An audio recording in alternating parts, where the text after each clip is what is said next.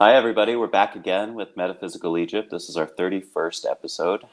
Alan Peoples with Patricia Awion Layman. Hi, Patricia. Hey, Alan, Let's get right into it. let's do it. And this one is titled After We Turn Over, We Rise. We've been talking about the reversal as a reversal of perception and a possible reversal of the magnetics of the earth itself. But what happens after we turn over? What do we experience? So this is what we're going to talk about in this episode.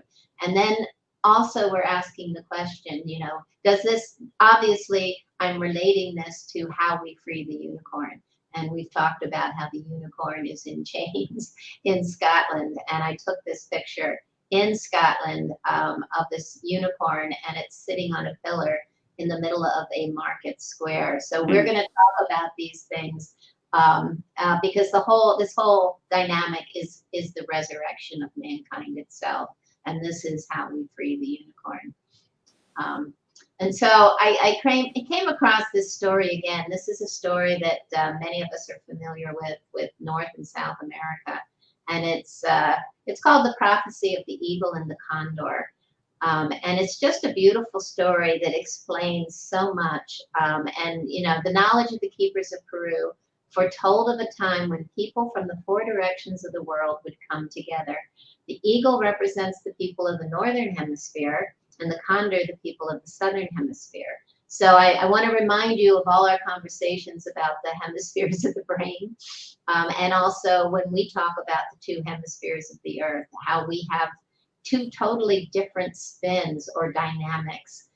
In the northern hemisphere, we're looking, when we look to the heavens, we're actually looking at constellations. And when you're in the southern hemisphere, you're looking at the space in between.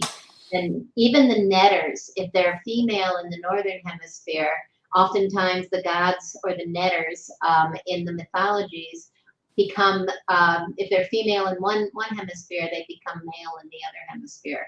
And this is speaking to these two different perceptions, which is just incredible that dynamic plays out. It's amazing how they complement each other. Exactly. Naturally. And in a way, I think this is speaking to that same dynamic. So this coming together from the north and the south will complete the cycle, bringing healing to what was once broken. From a union deep in the hearts of the eagle and the condor will begin a renewed relationship with the land. This is the new beginning. After the reversal, we rise. And the prophecy foretold that it would be here that the truth would be revealed. And this is the time. This is when we begin to rise into fullness again. When we showed the pictures of Kom Ombo with, the eye and all those fractions with the cycles of the moon coming into fullness of the full moon, full consciousness. So waxing into fullness and then waning into separation. It's that same story. It's just told in different ways all over the world. And so again, a reminder of things that we've been talking about. The two lions at the top represent the lion's heart, and that is the moment of silence that are in between the two cycles of La and Ra, right ascension, left ascension. And this is how I'm describing it, because it's literally speaking to dual opposing spins, just like the dual opposing spins of the two hemispheres of the earth. Just the way energy flows. And so if we had a reversal of the magnetic fields, that's one way of looking at how this reversal comes about. Is it a reversal of just consciousness? If we had a magnetic reversal, it would change our perception. Everything would shift. Birds would fly a different direction. Animals would migrate in a different direction because everything would shift. The torus field, the magnetic field, would actually flow in the opposite direction. And this, because consciousness lies in the energetic field, then our perception would change as well. And so birds would fly north for the winter. Well, exactly. and on and on. and on and on and on. Or they would perceive, the south is the north, and just like Upper Egypt is actually in the south, it's something as simple as that. The ancient Egyptians told us south is up. And we are the ones that are, traveling the world upside down and backwards. All these things we've talked about, this is just a reminder. And so I came across this ancient saying, and it's not only ancient, people are saying it today in alternative healing methodologies. And it's, this idea that one must die before they die. One must die before they die to be truly alive. And what does that mean? And this is literally what was happening in ancient Egypt with the Hebset festivals, with the whole idea of, the death happening when the waters of the Nile, receded and it was dry and desolate. That was a death of the land to the ancient Egyptians. This is when Osiris dies. When the water returns, Tefnut, the moisture returns, that's bringing back the life force. That's the resurrection of the land over and over and over again on a yearly basis. The rituals of raising the Jed pillar annually speak to this as a cyclical happening. And then we talk about going through the dark night of the soul on our spiritual journeys. And that is, in a way, it's a spiritual death so that we can be born again. And I think the last slide in the last episode, we talked about this journey of being born again.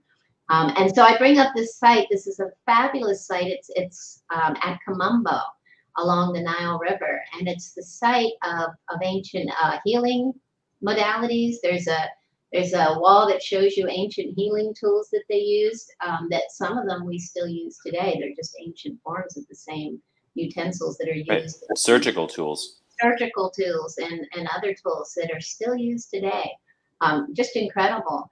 But what I'm pointing out here is this is the only temple that's dedicated to two netters, one being Sobek, who I've mentioned is the crocodile and represents digestion.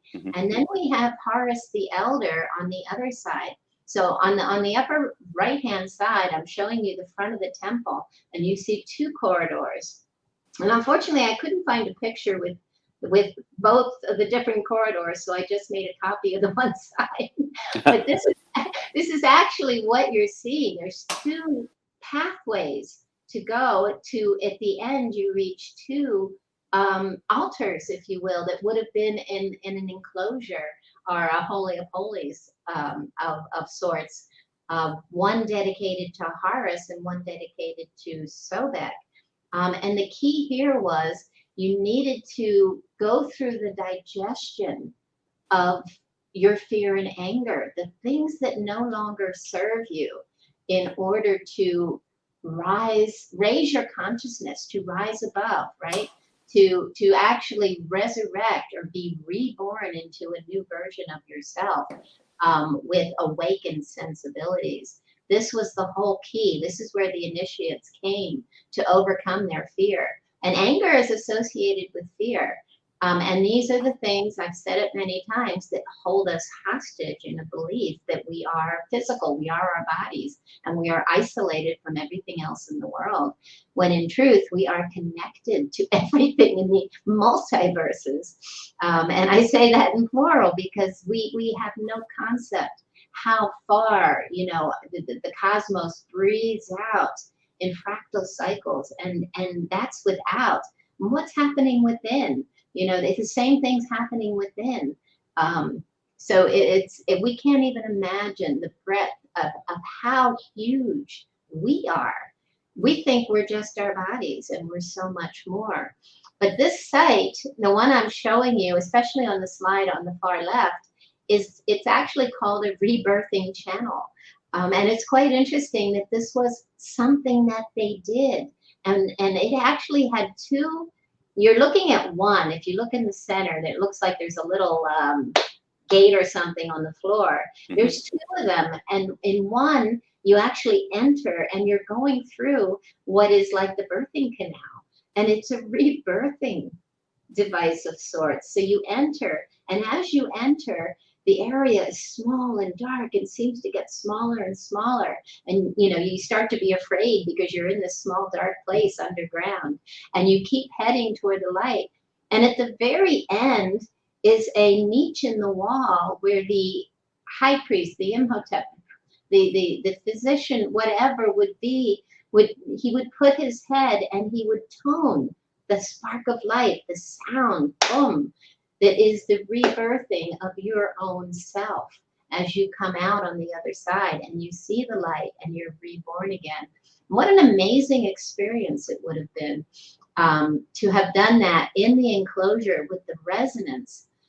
Just incredible. So, a lot of the things we do today in alternative communities, they were doing it in ancient times. In a way, Hakeem used to say everything came out of Egypt. And the more I research and study, the more I see that so much of it really, really did and does.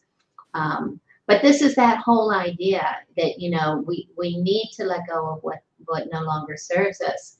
And we are at that point in time when it's time for a stop, take a breath, hold, moment of silence, and maybe a reversal. Horus says, "Turn over, Osiris, and rise."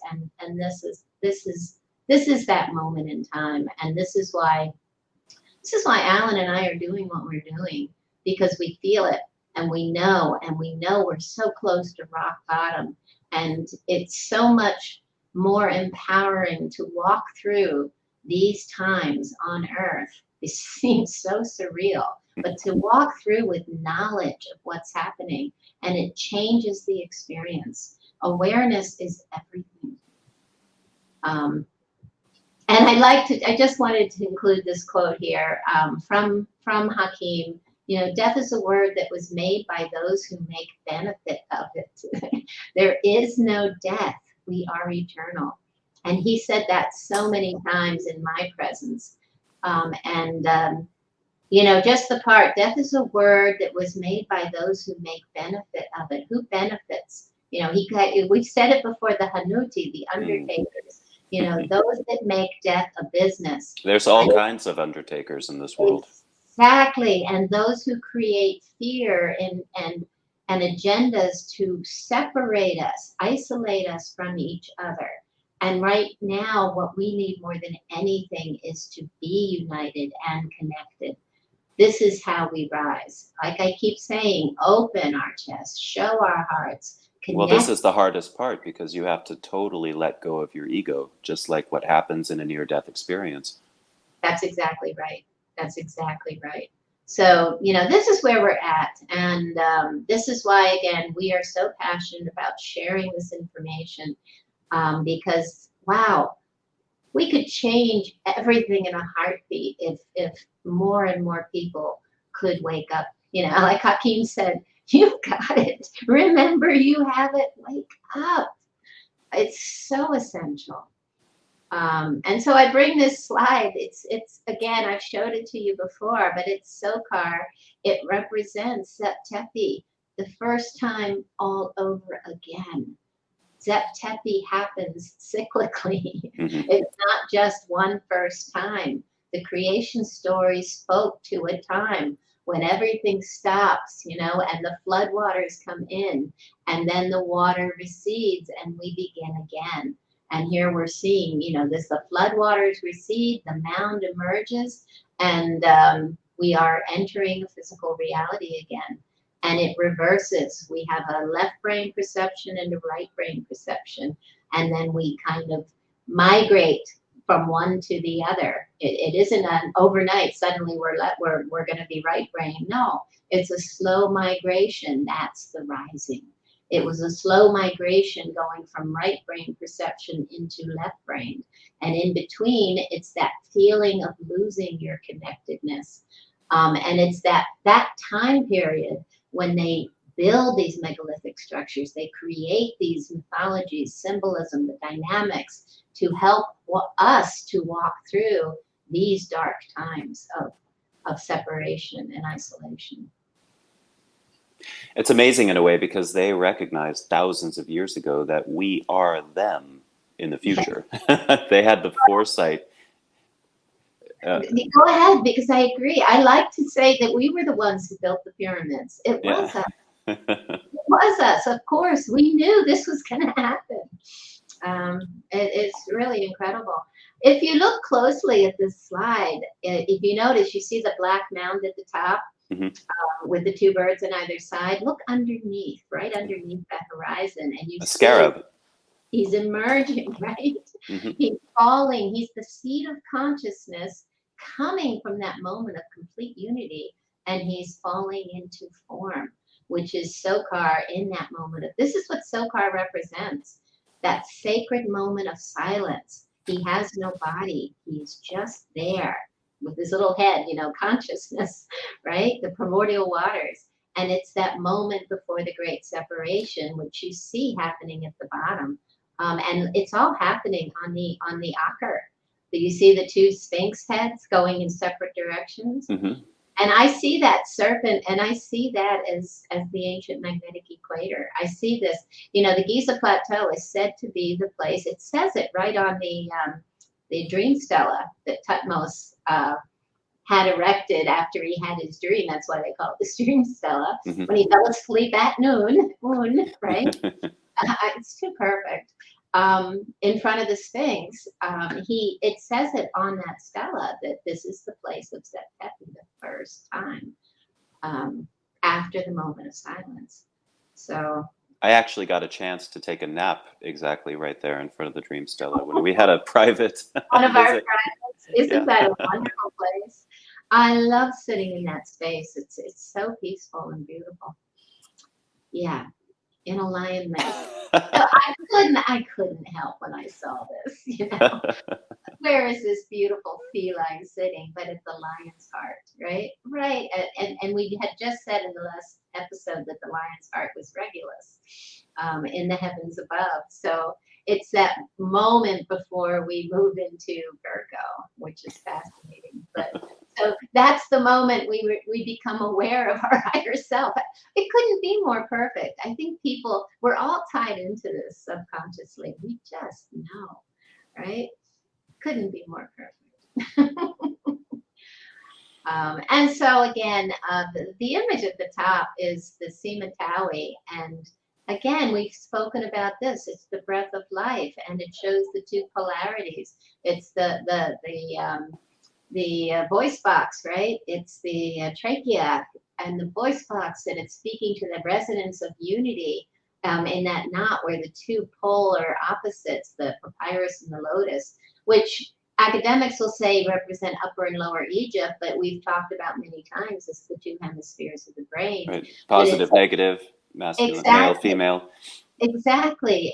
Representing here the lungs in that great breath of life.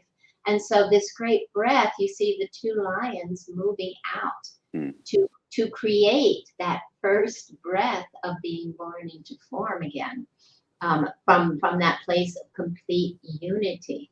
So, it's everywhere within the symbolism, this knowing. So they're creating the feline, or what I like to call the magnetic equator. And this whole motion is always spiraling. The earth is always spinning.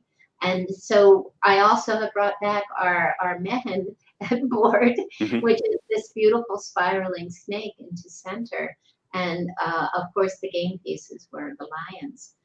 Everything fits into place into this puzzle. And I think sometimes, many of us, make the mistake of just looking at things in isolated views. Oh, this is just the Temple of Isis and what she represents, and this is Hathor. But no, they're all woven. They all together are woven into a beautiful tapestry that describes, it's a map of our journey in this perception of reality as a breath of life. Too perfect, too incredible. And this is also at Kom Ombo, the image on the left. You see the lion is devouring the hostages, basically. He's got someone's hand in his mouth. And basically, this is the digestion of the physical, which is again what Kom Ombo was all about with the whole theme of Sobek, the crocodile and digestion. And yeah, and did you know, I saw a fun fact that I wasn't aware of, and that's crocodiles don't age. Did you know that, Alan? They don't age? What do you mean? They don't grow old. They eventually die from other things. I mean, they don't live forever. They're not immortal, but they don't actually age like we age. And I find that interesting, you know, to again use that within their symbolism, the idea of everything the crocodile represents. No, I hadn't heard that, but I'll take your So, word for it.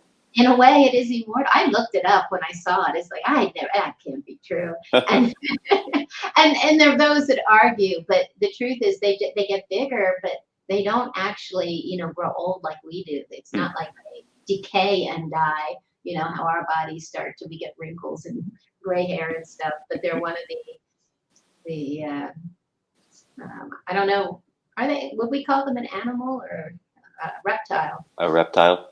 Reptile, whatever, but they, you know, and I think alligators are the same, but fascinating that idea of immortality in the idea of the digestion of the physical, that we don't die, it's not death, that was a word that was brought forward by the priests of Amun to instill fear. And as you know, you and I've talked before, that moment when we believe that we're told that we're going to die and our parents are going to die, that's a chilling moment in everyone's life, that whole idea. And then they bring up the judgment, and it's like, that's it, we're toast.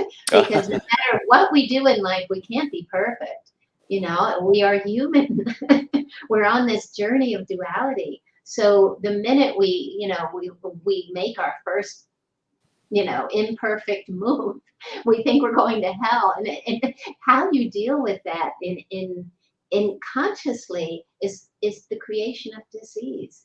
And the guy I told you about that I met, the genius that I met in Australia, even said that, you know, the minute they introduced the concept of death, it was the birth of cancer on the planet, because the way it disturbs how we live our lives, in that constant fear of, oh my God, what's going to happen when I die? Well, I'm here to tell you folks, you don't die. And it is something hard to wrap your heads around. But the truth is, we once knew we didn't die. In fact, there are many stories of the time when people chose when they wanted to leave a particular expression and move into another. But since we believe we died, the power of belief, you know, we're told enough that we, you know, I remember walking, I used to hike the mountains in Albuquerque because my house was on the foothills. I took you there, Alan. And I used to listen to, on my headphones, I listened to music while I was walking. And I just remember this one time when I heard, you know, I was on a radio channel, and it's like, you have cancer. And I was like, what? What are you trying to tell me? You know, and you need to go. And I'm like, what kind of advertisement is that?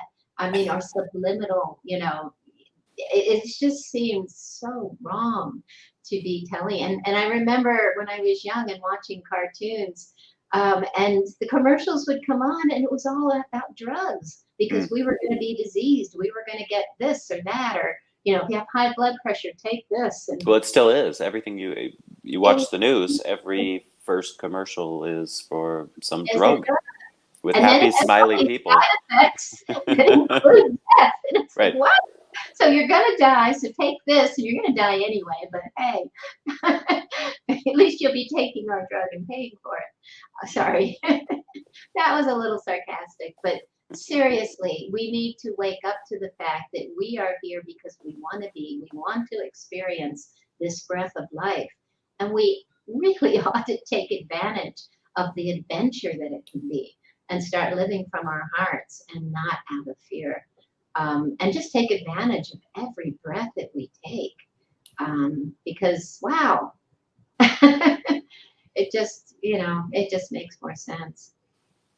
So here again, this is an image at the very top here that I got from the temple at Esna, the temple of Khnum, Mm-hmm. and it's on the ceiling, and it's everything on the ceiling there is similar to what we see at Dendera, only it's different, and sometimes just so amazing with some of the symbolism. And this was one beautiful image. You see the Sphinx going one direction, and of course the crocodile going another. And it's one is digestion, and one is basically sort of like creation, right? Although the digestion comes out of the rear end of the lion, and we've talked about this, that one going one direction is one thing, and the other is another. So one is a breath into physical form, and it's a falling into form. And when we move the other direction, when we turn over and rise, this is the digestion of the form. We rise into spirit. Form moving into formless. Exactly. And when we hit that formless, I mean, just take a look. We go to Virgo. Virgo is the purification. That's what she represents. It's Isis. She's holding the wheat shaft or whatever. But Virgo, Virgin, is purity. So it's our purification. And then we move into Libra, and Libra is the scales. So we can start to come into balance. We're balancing the two hemispheres, right? And then we come into Scorpio. And Scorpio, the higher aspect of Scorpio is Horus, our hero, our hero. It's that higher ascended self. This is that moment opposite Taurus when we take the step through the veil to the other side. That's huge. And we start to really feel our connectedness to all that is. And it's funny that in between Scorpio and Sagittarius is Ophiuchus, sorry, the 13th, yes, the 13th zodiac sign, and he is the serpent bearer. And Horus is also shown as the serpent bearer, as that symbol of the higher aspect of Scorpio. And that is the direct portal to the center of our galaxy. It's a huge moment for us. And then we literally keep moving up. And when we get to Capricorn, that's unicorn. That's when the unicorn is completely free. And it's that moment when we have, what is unicorn but unified seed, right, of consciousness. It's unified consciousness. And wow. When we hit that, we have literally hit our height. Like now we're hitting the nadir, the bottom. Well, that's when we get to the other side and we become the formless for a brief moment. We find that heart, beautiful heart inside, the source. That is that huge moment of bliss. And then boom, we go through the silver gate and we're born again into the physical. Well, you just described half of a processional cycle, but you started in the age of Virgo. Do you want to remind everybody how we get to the age of Virgo? Yes, thank you for reminding me. Yeah, if you haven't seen our other podcasts, we speak about these two portals, and we get to Virgo because we move through the Aquarius Leo portal, but we don't come out in a full Leo, age of Leo. We actually come out. I've shown many times, and I really do highly recommend you go back and watch some of the last few podcasts because we've shown this many times. It's basically the two keys, the silver key and the golden key. It's one of the emblems of the Vatican. And the silver key opens the silver gate, which is the night cycle and represented literally by the moon. And then we have the golden gate, which is where we're at now. And that's the Aquarius Leo portal. And again, I'll remind you, if we're in the northern hemisphere, we're actually beginning to see the Aquarius rise on the horizon. If you are in the southern hemisphere on Earth, you're actually beginning to see Leo. So if we were to turn over and look to the southern hemisphere, we would automatically move through the portal and change our perception of reality. And like I said, if the magnetics were to flip, this is exactly what would happen. And I know there are scientists and physicists and astrophysicists out there saying, oh no, it doesn't happen every 12,000 years.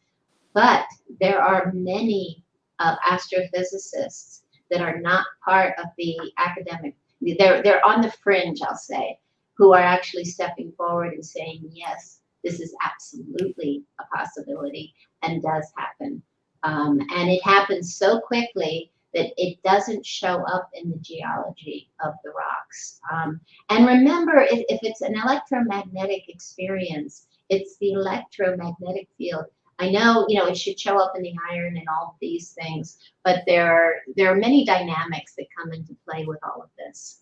And I don't want to get into the scientifics of it today. But well, we should point out that as we're moving from Pisces into Aquarius, the opposite of moving from Pisces into Aquarius is actually moving from the end of Leo into the beginning of Virgo, correct? Yes. Sorry, right. I didn't get that so far. when we go through the Aquarius Leo portal, which is the flip, we're in fact coming to the end of Leo and moving into the age of Virgo, which is signified by the pregnant virgin holding the wheat sheath. Right, which we have shown you many, many times. And that's also in the last podcast what the idea of the lion's heart being Regulus that represents. It's the Sphinx basically facing the other direction. And this is that moment that we're talking about. We have shown many references to this in several of our last podcasts. And it is a huge, huge symbol. I mean, this is literally shown almost in mythologies everywhere in the world, if you understand what the symbolism is actually pointing to. This speaking about reversal, we've talked about it in Peru, we've talked about it in several different areas on the planet, this moment of reversal of spin, reversal of direction, and the fact that it was coming again. And again, we can't do a review every time we do an episode. So I think we really do need to encourage you, if you're interested in this possibility, to go back to some of the other episodes and take a closer look at what we've presented. This is the hardest part of the work that we're doing, is putting all the pieces in the puzzle together in a way that you can grasp what we're saying in the shortest amount of time. And it's no easy task.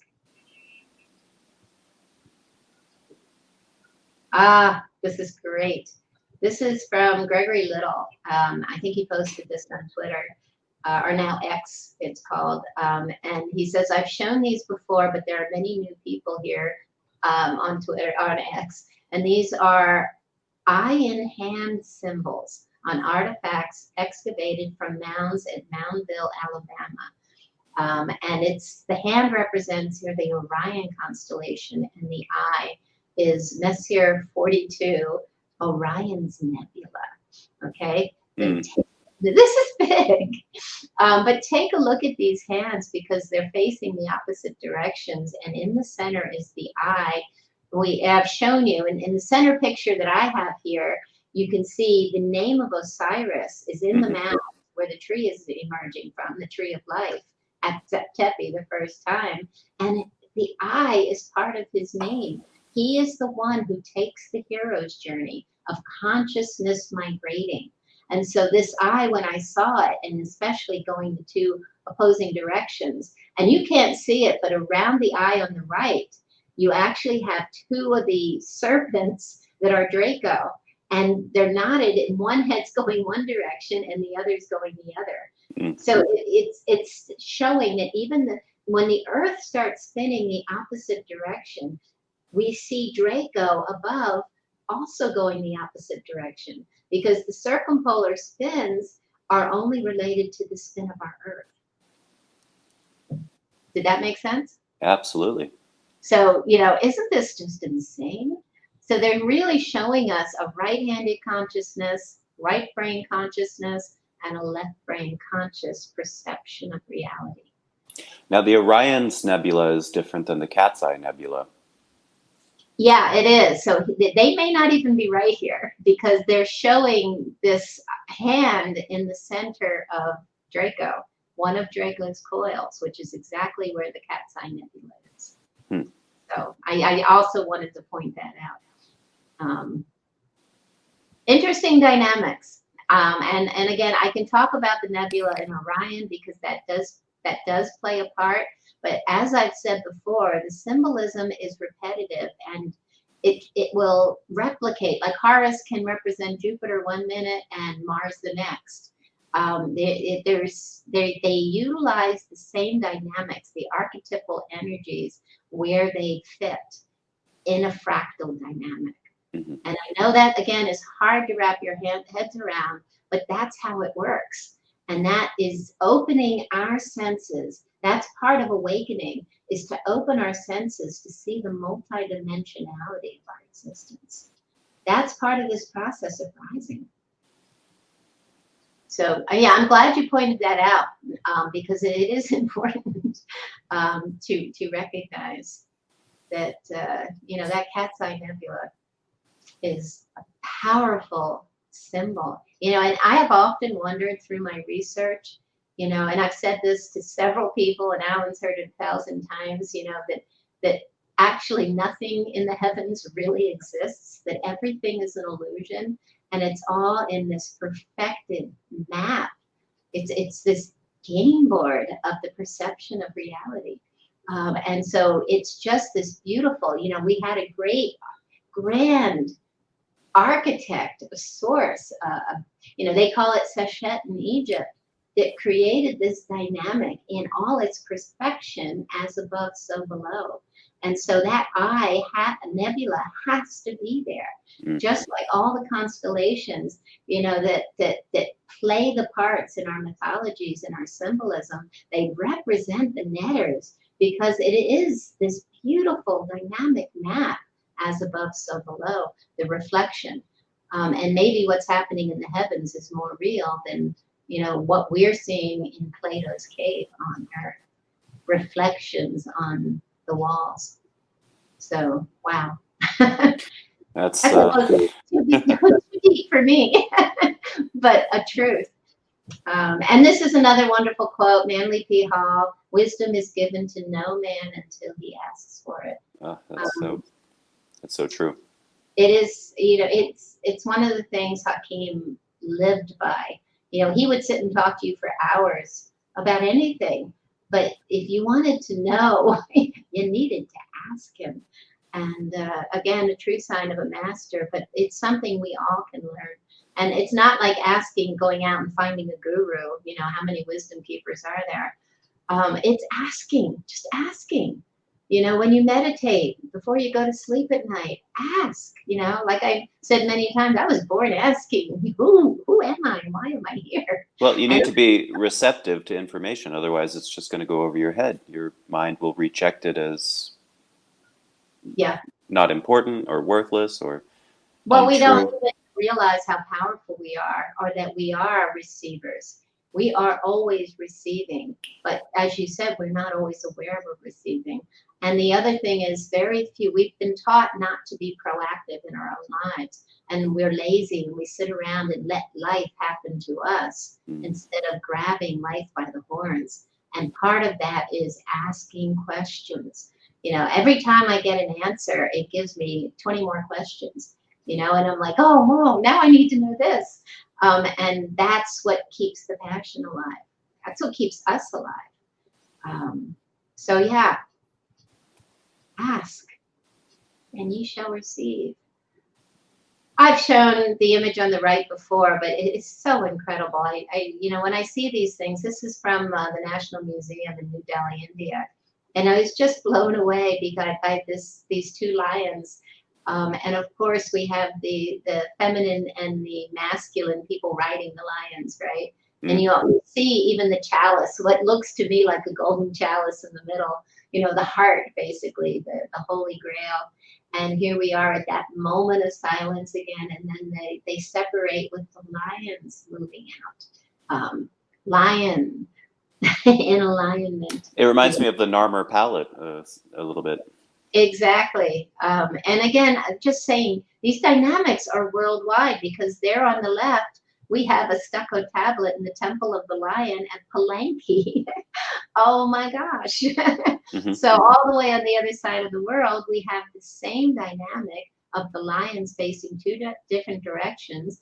He's sitting on a birthing box of sorts, right, in the center. And, you know, he reminds me of Bess, because Bess often wears something around the neck with the head of a lion on it. Oh, right. The head represent. Oh, Mayan depiction of a king seated on a throne in the form of a jaguar. So again, feline, and yeah. And he's seated on the throne again, sitting in his power. It's almost like the power of God on earth, when we talked about the Ark of the Covenant as well. So again, I just keep showing you these images, and sometimes repeatedly, to remind us that this is powerful, and it's worldwide. And here we go again, Mesopotamia in ancient Ur, and you see these two lions with the griffins. And, you know, it's that moment. There's Horus rising at Septepi to a new dawn, a new day cycle.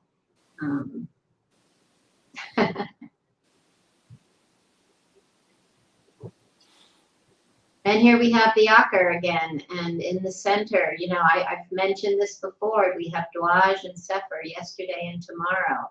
And in between is the ever-present now moment. And they're creating these, you know, see the symbol for time? That's what we're seeing underneath.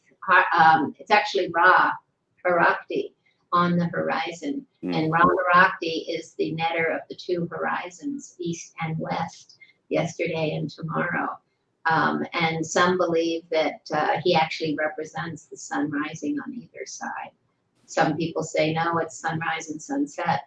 But there are writings that speak to the two horizons as both having been places of the sunrise. And of course, you know, we've talked about that as well. But they're marking here an interdimensional portal, Ruti, as a now moment, living in that all present now. And what keeps us in third dimension, and this is really fascinating, but a belief in a past and a future are memories, right? And our thoughts about the future are what keep us literally held hostage in this dimension. Because if you can live in the eternal now, you are living in the formless realms. That's the portal of no time and no space. And I think I've mentioned before, Allan, about the woman I met in Scotland. Beautiful young woman, absolutely beautiful, glowing. And she had a near-death experience. And when she came back, she won't make appointments anymore because she doesn't even want to think about tomorrow.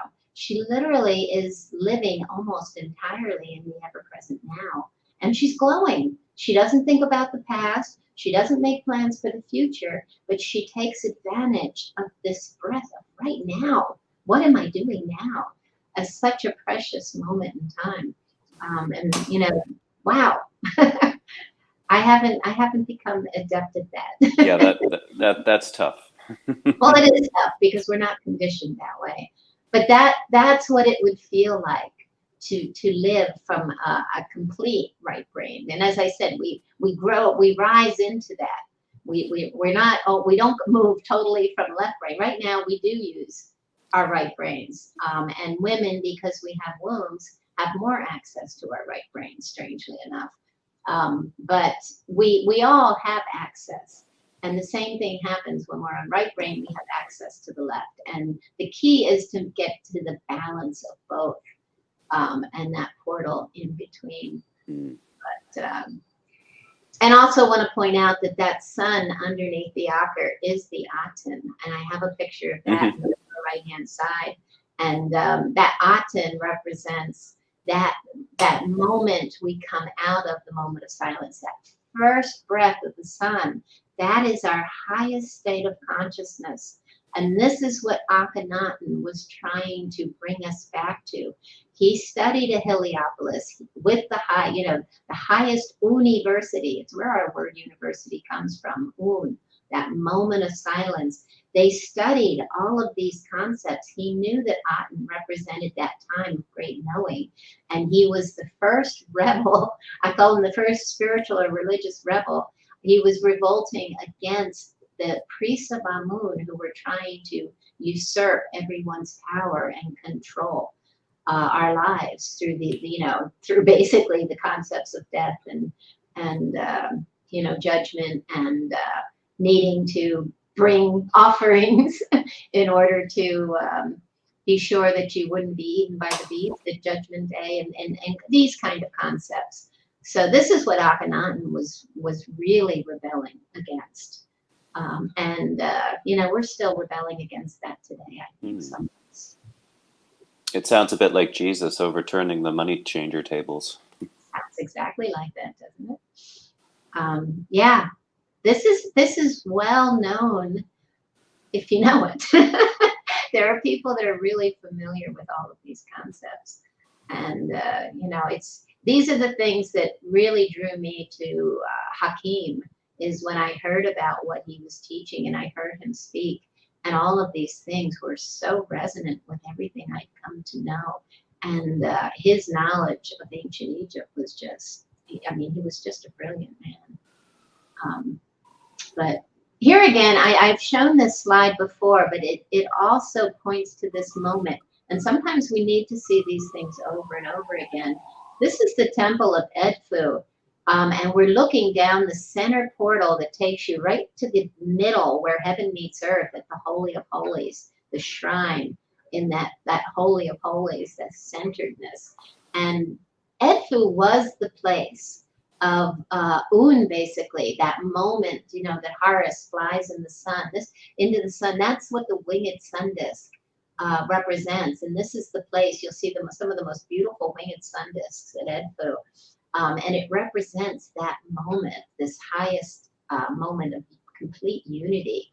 And then what we see are these barks, literally one dedicated to Hathor and one dedicated to Horus, moving in opposite directions away from the center portal, that place of unity in the temple that divides the two polarities, the feminine and the positive. And to me, it so beautifully represents the splitting, of even the lions, creating this ancient breath of the sun across the planet. It's the path of the sun on the ecliptic that was once our ancient magnetic equator that then splits and one goes north and one goes south, that we've talked about before. And that creates our perception of reality. Mm-hmm. That creates our game board on Earth and all of the magnetic currents that we experience on Earth. And it's an incredible dynamic. And here again, that splitting happens. I just love this meme of the yin yang. And it says, go ahead and leave, but you'll come back. You'll always come back. And that is the truth. And that it's profound in its simplicity, because it is the truth that we come into unity. That is the death, that feeling of complete oneness. That's not death. It is the moment that ends one perception and begins another perception. There is no death. This is so important. And on the right, I have the two Nagas from a temple in India. And the material universe is, it consists of pulsing, vibrating polarities that are always seeking union and harmony. This is the key. We're always seeking unity. But when we get it, we immediately separate and breathe out again. But as Hakim said, there is the way out. We can spiral into other dimensions or choose to explore other dimensions. Again, anything's possible. But if you look at that image, it's just so beautiful. These intertwined snakes that come together and meet in the center at the heart. This is a wonderful image. It's reminded me of the Sisyphus of Horus, but it's actually Ptah.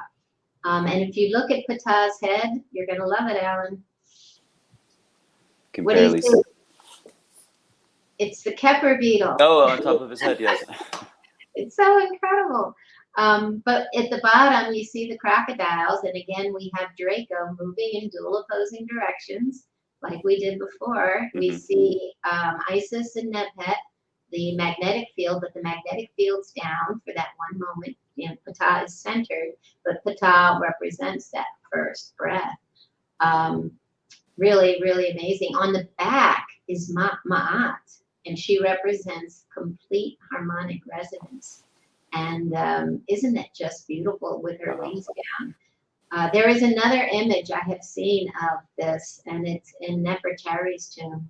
And it really is just beautiful. When the wings come down, we have a moment of silence. That is the magnetic field. And our, you know, we've said it several times, our magnetic field is weakening exponentially right now. And I do believe there'll be a moment when, you know, the veil will be so thin we will see through it, and the galactic radiation will hit the earth. Yeah, it will be our great awakening. It might be the end of the physical, and it will be a new beginning. This is key. They're telling us when this happens, don't be afraid. Yes, the earth may not survive it, but we survive because we breathe out into a new earth and a new beginning. And I believe, you know, it all happens as, you know, in a breath, in a few moments of silence, and we spin right out again. But yeah, magic figurine of Ptah holding the knives of duality, ready to breathe out. He's on the other side, so facing the other direction, he's ready to breathe into another physical form, with the scarab representing the seat of consciousness. Right, as you said before, he is the projection of form. From out of the blue. Out of nothingness. Yeah. He basically, from out of the heavens, liquid light becoming form. He is the process of becoming form. Duality. Again. Check this out. I love it when I see these things. There's the eye in the center of Draco. And I don't think this is... which is the Cat's Eye Nebula, right? And of course it is. Which is also Bess. Exactly. Now I wanted to have it really big so you could see some of the images, because it really is beautiful. But I'll tell you more here. Oh, the sword. Yeah, this is a more colorful image, but you can see more of it with the fire. Remember the pits of fire I showed you that we go into? So basically, and there's the two cross keys in the corner, in the lower left-hand corner. And this is all about alchemy and the sword that will kill the beast. Look at it. The sword, like, you know, Archangel Michael, or we see St. George killing the beast. Well, there it is. And the beast is Draco, right? And it takes us back to center. We stop the spin. It couldn't be more obvious, right? Or who knows? No, I see what you're saying. It is the sword that will kill the beast. So, you know, we exist in two worlds, the marriage of Sol and Luna, the purest of the 7 classical planets presiding over the scene watchfully. The appearance of Sol and Luna together, again, that's the sun and the moon. So there we have our silver and gold. Together equals once again, and once again suggests a certain level of androgynous dichotomy. 2 aspects of the same original source. That is when we breathe out into duality all over again. This is that moment. That's the lion's heart, the moment of silence. The spin stops. Everything stops spinning when the veil, when the wings come down, when we no longer have a magnetic field, because everything's generated from the spin. When the spin stops, there is no magnetic field. We have a moment of silence. And then we don't see the spin in the heavens. That is that moment. And then boom, we spin out again. And like I said, in a different direction. These are also 2 wonderful images of this coming together of the sun and the moon. And again, this is alchemy. These pictures are all speaking to alchemy. The one on the right comes from it's an illustration in a book on philosophy from 1659. And the one on the left, not sure where it comes from, but it's also a book talking about alchemy. And you're seeing the feminine and the masculine as being the sun and the moon. these two representations that come together. And on that image on the left, you're even seeing them each holding, looks like a flower that are crossed, two different colors, two separate charges. It's like the Simatawi. Yeah, exactly, coming together at center. So this is alchemy, alchemet, alchem. This is where it all came from. And when you bring silver and gold, which is what the sun and the moon represent, you know, together, you create electrum, which is what they believe the the tops of all the pyramids were actually made of. You know, nobody can confirm that, but that's what so many people believe. And we know that they made electrum. But Manly P. Hall says, you know, this is the marriage of the sun and the moon, the alchemical marriage. This takes place in man when the heart and the mind are joined in an eternal union. You know, that's the two hemispheres of the brain. It occurs when the positive and negative poles within are united. And from that union is made the philosopher's stone. You know, this is how you turn lead into gold, is coming back to center. That is the truth. All those people that were trying to do it physically, you know, I'm not saying it's not possible, but the depth of meaning comes from this deeper knowing. Transmute our polarity and rise. This is the key. And this is amazing. This was just posted on social media by Laird Scranton. And as you all know, I'm a huge fan of Laird Scranton. And when I saw this image, I was just blown away because there's our eye. So he says this is Vitarka. He says literally means the voice of the ascending embrace of energy. He's talking about resonance here. In retrospect, pretty much the entire focus of the esoteric cosmology is to bring us to a proper understanding of the beat frequency dynamic.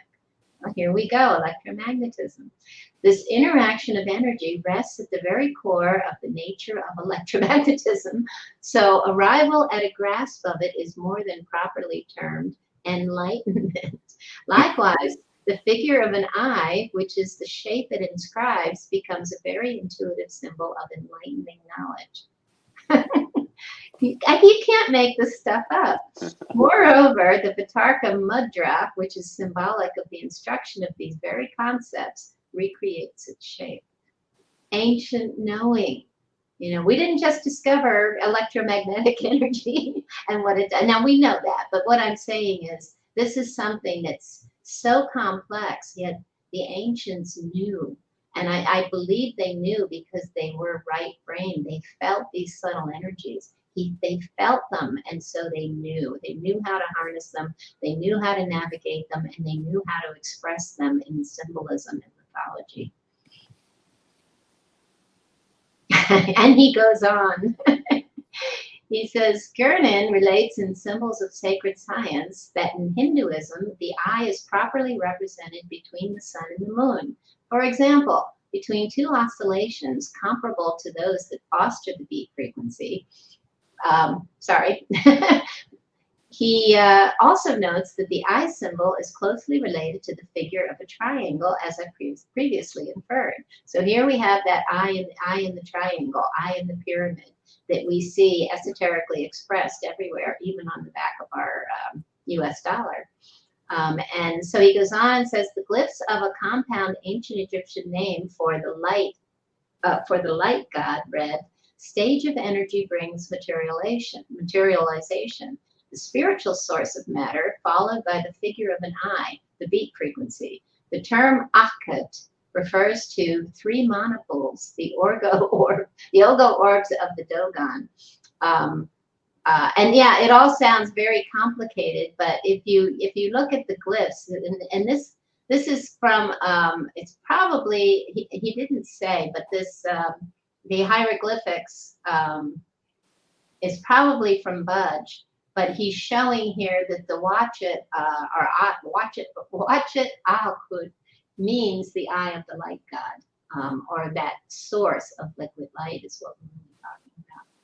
So there you have it. Isn't that cool? Wow. So he goes on to say that a pause a moment of silence. And this is what really blows my mind, is this knowing. That pause is represented, obviously we've shown this. I've actually showed you where the balls go down, and if you watch, the silver balls, one goes a straight path, but one goes on the sine wave path, you can see the pause at the height and the nadir of every waveform, right? So he's showing that here at the height of the wave cycle, is that not only is it a pause, but it's a moment of resonant frequency, unity consciousness. That's what we're talking about. So I love it when I see other researchers speaking about this. And he says, because the points of resonance of energy are also the points of least resistance, it is from the points of resonance that light is emitted.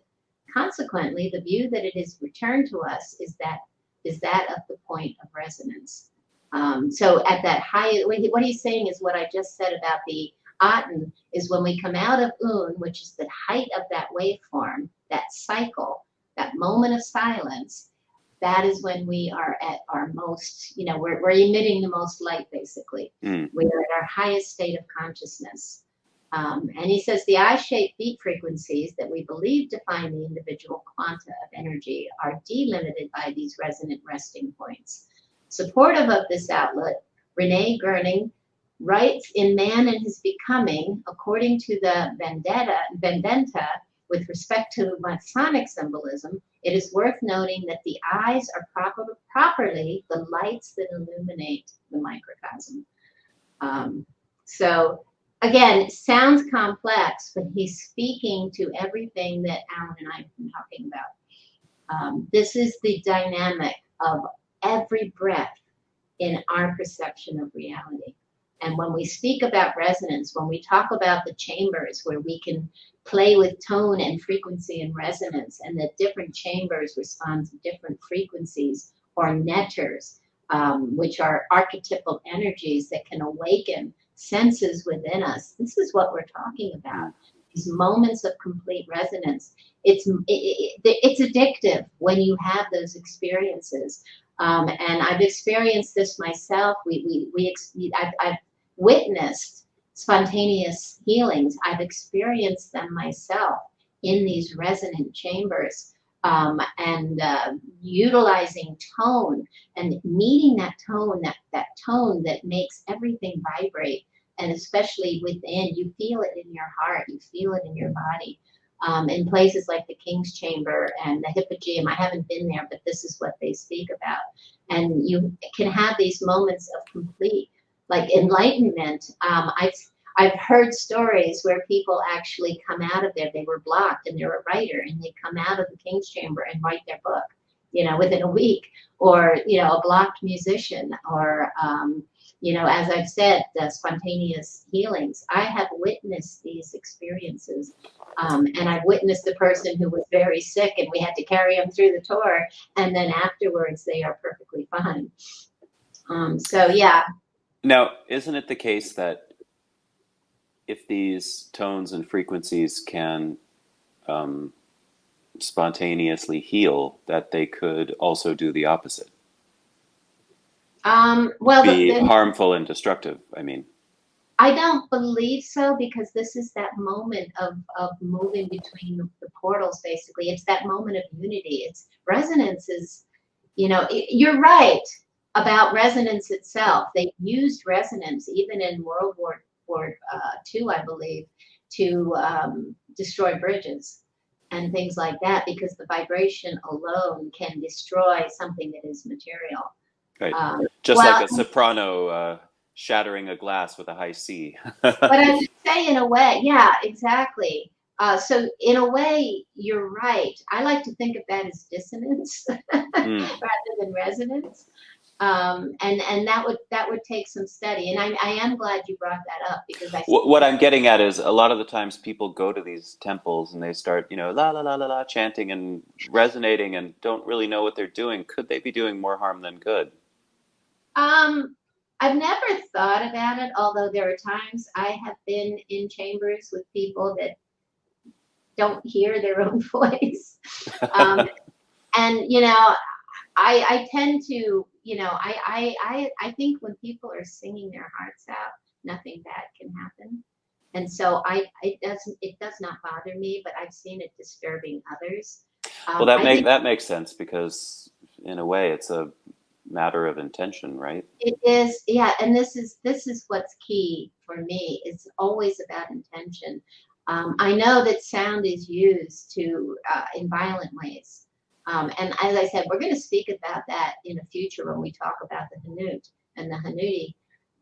But when we go into these chambers for resonance, I believe they were using resonance for healing and for opening channels of awareness and senses and things like that. And this is what Hakeem talked about as well. But you're right. It most definitely, I hate to think about it, but yeah, if your intention is to destroy, you can certainly use sound to do that. I've seen resonance used to, you could use the correct tone to make strings on a guitar vibrate. It's just fascinating, the power of sound and what, and of course, Absolutely. Hakeem spoke about anti-gravity, utilizing sound for, raising, lifting heavy stones. And it's not just here in Egypt, but they, the indigenous here do speak about that, and also in other places in the world. Where they use sound to raise heavy blocks. And I do believe the ancients were capable of all of these things. They felt the subtle energies and they knew how to harness them. So yeah, great points. So yeah, I saw, I was looking up resonance and the pause, and I found this, and I think it helps to describe what resonance really is. It's when you're in resonance, and the image is showing a kid on a swing, but what's important is when you push her, when you wait until she sways all the way back. And that's when you push her in resonance with her motion. So she comes to the pause, and then you push. Right. And that happens. That matches. It's matching. You can't push before they come to the pause, otherwise you're going to get that destructive force like we just talked about. Exactly. So yeah, kids on swings say push me because they know that with every push, they can go a little bit higher, as long as the pushes are in time with the swing. That fundamental law of the playground sums up the basics of resonance. If energy is added to something at its resonant frequency, it can store more and more of that energy by vibrating at the resonant frequency.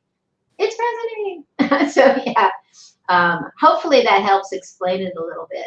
It creates almost like a standing wave, and this is sort of what we're looking at here. And this is courtesy of Dan Russell from Kettering University. But he points out, this is how resonance works. And I added this image because it shows you how the eye is created. Do you see if when it goes up and down, that it creates that oval that is the eye?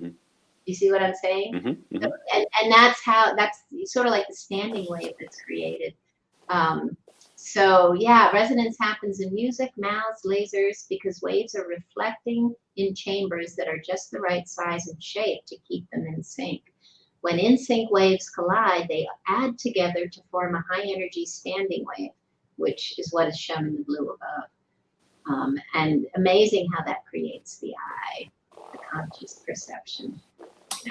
It's almost too deep for me, but I wanted to go on and say, hey guys, but it spirals, so it gets even more. Just go ahead and add another dimension to it. Exactly. And this, of course, is what's creating, our perception of time and therefore space. This is basic physics, and it seems to be over our heads sometimes. But the ancients got it right. So these moments, you can see them reflected everywhere. Here on the right, I love this. It's a carved basalt stone from Turkey. And when I saw in the center, there we have our sycamore tree that represents Newt, right? Mm-hmm, mm-hmm. And that's what I'm showing on the far left. Is there is your tree, and it's almost identical, isn't it? And this Right. other In the negative space between her hands exactly. is the symbol of the sycamore, the Egyptian glyph. Exactly, in the space in between, representing the other side, that moment of complete formlessness. And here we have it in the center of this image with the two lions coming together. The image is offering what it almost looks like the pine cone, but it's not. It's hard to say because on the right it doesn't. It looks like a leaf of sorts, but it's offering that next seed. But it's that coming together in unity consciousness. And even the images at the top speak to that same dynamic. So it's fascinating how this imagery migrates everywhere. And what is it again about the sycamore, and why is Hathor the lady of the sycamore? The sycamore, a very sacred tree, and almost all the female netters are associated with it. It represents that. Basically, it's almost related. It's related to birth. It's related to agelessness and immortality. The fig, that the sycamore fig is the fruit. The fruit of the sycamore fig emits like a milk that is healing, and they also. I've read many articles that speak about it. That people take it for agelessness, which I find fascinating. So again, related to immortality and to nurturing. So the nurturing, they use the sycamore fig to heal skin ailments and things like that. But yeah, very sacred for the nurturing from the female. And this is great. My friend Jocelyn took this picture. She was just in Crete a year or so ago. And, I'm always attracted to these images. You can see he has stars. He's headless, unfortunately. He lost his head. But he has the serpent wrapped around him. So he's all wrapped up in, this electromagnetism. And he's got stars on. So is he wearing the leopard skin representing his height of knowledge, that he's a master of sorts? And the sign that was with him says, statue of an Egyptian deity. It depicts a standing male figure with long hair and dress decorated with stars around which a snake is wound. He holds two scepters with the lotus, while a palette, the symbol of scribes, is shown hanging from his left arm. So he's marking time and space, as astrologers do. The figure is identified with the deity in which coexist attributes of the god Osiris, Serapis, which is the Greek Osiris, and they say Imhotep, but Imhotep from the Roman period, which is 1st, 2nd period AD. But some think it may represent the god Ion, a Hellenistic deity associated with time, the orb of the circle encompassing the universe. The time which Ion represents is perpetual, unbounded, ritual, and cyclic. The future is a returning version of the past, later called Epium. And for me, it reminds me of the Egyptian netter Sashet, who is the master of the rhythm and sacred geometry of the eternally cycling patterns of the breath of life. But again, I like to keep pointing out that this knowledge migrated and moved on, and it is expressed in different ways worldwide. Even today, we see it in logos, corporate logos. We see this symbolism everywhere. And when, the more familiar you become with it, the more you begin to see, wait, you see it everywhere. And it's, again, I think it's in our subconscious, it's in our DNA. And those symbols speak to our subconscious, which is interesting because they're using them to sell us plastic garbage, mostly. In some cases, yes, and in other cases, it's just part of who we are, and we express this way. And yes, sometimes it's misused to express something the opposite, maybe. I love this concept of the water clocks. because they're basically marking time and space through the flow of water, you know, and that reminds me of the ebb and flow of the Nile, or the life force of the planet itself. So yeah, again, time representing, you know, water, ebb and flowing, energy in motion. So this is a water clock, or clepsydra. In Greek, it means to steal, or water is any timepiece by which time is measured by the regulated flow of liquid into, inflow, or out from, outflow, a vessel, and where the amount is then measured. So again, sematawi, you know, the intake and the outtake of breath, of life. Just fascinating concepts. This is a great image of an Aztec throne, right? Representing, again, the power of God on earth. So we have an Aztec king. He's got the tree of life behind him, and he's sitting on a throne that has the markings of a feline.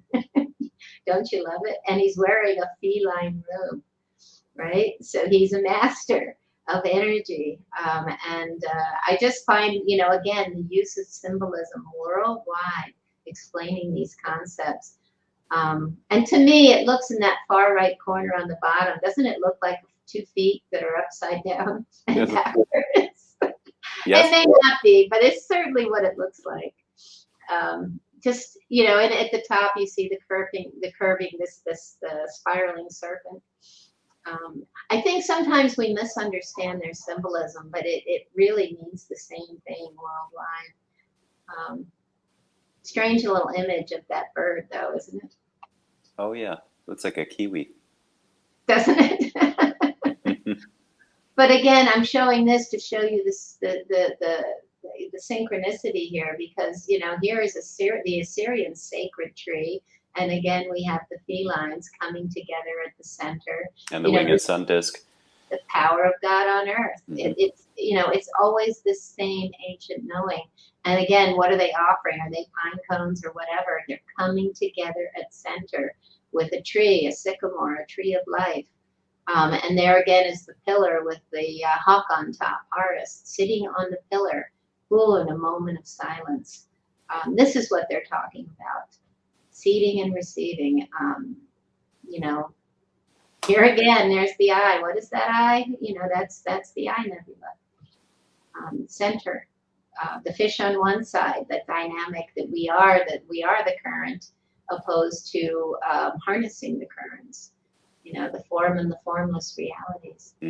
So, yeah. And this is just fabulous, because this has just been posted on social media. And sorry, guys, when I see this stuff, I think, this has to go in the podcast. But there's your eye in the sky. Isn't that beautiful? It's a cardboard base, but it's a beautiful Horus eye in a starry sky from the Ptolemaic period, which was about 330 to 30 AD. But there's your eye in the sky, you know. It's the mirror. In a way, it's Hathor's mirror. It's our view of ourselves from you know, as above, so below. It's just incredible. There are the 2 eyes of Horus, and I put the sun and the moon in. I think I've shown this before. I'll probably show it again. It's that coming together into the one, the third eye, silver and gold, making electrum, the center, the third eye, the true portal to knowing all that is, to feeling our connectedness to everything that is. And Rumi says the treasure of unity is found by those who look within. It's the inhalation of breath back to the heart. You know, we're looking for everything outside ourselves, and it's not out there. There's nothing out there. It's all an illusion. Everything we're looking for, we're seeking, is within us. It's getting back to center. Here's another beautiful image, the 2 eyes coming together at our center, and the 2 lotuses, right? And there they are, facing the 2 directions, with the Anubises, again, coming back to center. We saw Anubis in the Dendera Zodiac, and he's creating this, he's embalming us in our electromagnetic veil that surrounds us. But when, you know, when he comes back to center, this is that escape. It's that knowing, and we see the infinity symbol, the Shen symbol at the top. The infinity, it represents the primordial waters of everything, and it's infinite cycles. And then, you know, I think we've touched on this before, but here we see our symbol of the winged disc, and this is a beautiful, it's a lintel basically that would be over a door in a portal in a center. And if you look in the center and then you go out, you'll notice that the glyphs are mirror images. You know, they come back to center. And that's what they're showing. When you're in the center of any temple, it's showing you that this is the unity or the transmutation of the polarities of the other sides of the, you know, the two sides. You're coming back to center. And this is so important. We've talked about the movie Arrival, and you know, how they speak to this concept. So when the Egyptians write, you know, from left to right, for example, you know, the birds and the people face one, you know, they face, the birds and the people face toward the left, if you're supposed to read from. You read into their faces, into the direction that they're facing. Thank you, Allan. Exactly. And they write in both directions. And does it change the meaning? Or does it activate a different side of your brain depending on which way you're reading it? That's exactly what we're talking about. So yeah, these are the subtle points, you know, when we talk about all these different levels of meaning and interpretation and how it's interacting with our subconscious. And we don't even think we know it, but it's happening. These are the subtle ways in which it can happen. So what is this moment of silence? Velikovsky, we've mentioned him before, right, who wrote Worlds in Collision. He, in this particular advertisement, it calls it the book about the day the sun stood still. Well, this is what I'm talking about. And there are legends and stories about this in indigenous cultures worldwide. But the day the sun stood still, well, how does that happen? Well, it happens if we stop spinning, right? Or we have a perception that the earth stops spinning. He argued in a series of books such as Worlds in Collision and Earth in Upheaval that Earth's early history was defined by a series of close passes by Venus, Mars, a large comet from Jupiter, and other celestial bodies that produced a series of upheavals and catastrophes. I do differ from him in some of what he writes about. I believe it was more a cyclical, these are cyclical events. But what he writes and what he brings forward, he has done such amazing research, and the book is highly fascinating. But what if the earth stood still?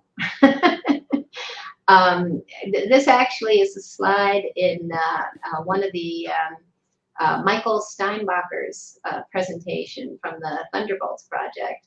And he says he's calling this a result of a slow, non-catastrophic flood simulation. He asks us to imagine an abrupt change in Earth's rotation. And again, this is what I'm talking about. And I'm just pointing out, I'm not the only person talking about it. It's being perceived everywhere today. So he goes on to say, if the earth stops spinning and reverses direction, wow, now we're talking, right? So he's showing these images, and he's a geologist, and he's discovered these things, you know, and this is in the United States. And let me explain what he's saying, because it really fascinated me. But he evaluates geological formations generated during transient catastrophic episodes, some within the memory of human witnesses, in this re-release of a conference talk. So plasma is electrically active and employs forces far stronger than mechanical erosion or tectonics. Was material from space and surface erosion suddenly sorted and deposited electrically to great depth, with dust, sand, gravel, rocks, boulders, coal, and oil accumulated wherever there was dry land. Could red-hot dust blown by electrically generated tornado-like winds build up strata in place, plastered against obstructions like welded material? Perhaps the origins of the Four Corners region of the American Southwest is one such instance. And so what he's pointing out is all of these geographical formations that are creating what look like vortexes in our rock formations.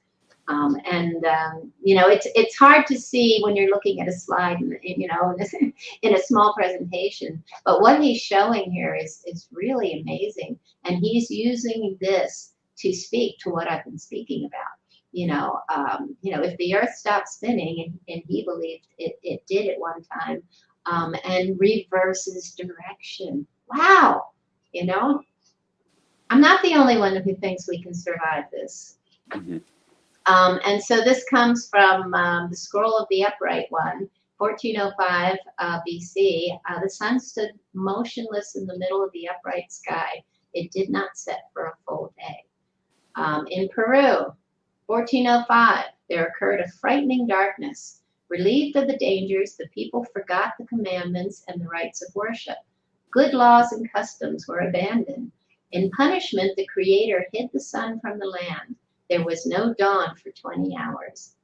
There was a great outcry amongst the people, and prayers and sacrifices were offered at the temple until the sun reappeared. The king immediately thereafter reintroduced laws of conduct and rites of worship. On the day the Lord gave the Amorites over to Israel, Joshua said to the Lord in the presence of Israel, O sun, stand still over Gibeon. O moon, over the valley of Ajalon. So the sun stood still, and the moon stopped. So the nation avenged itself on its enemies, as it is written in the book of Joshua. So this is in different places, in different documents, in different, and different stories of this moment that the sun stopped moving. We had a moment of silence and reversal. In the 1400s? Yeah. Well, they speak about it then.